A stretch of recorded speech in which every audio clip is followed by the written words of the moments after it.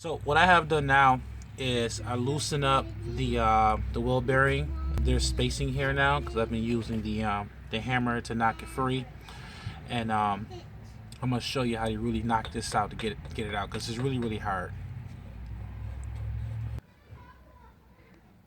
All right, so now I'm about to knock it free. When you're knocking it free, you want to hit on both sides.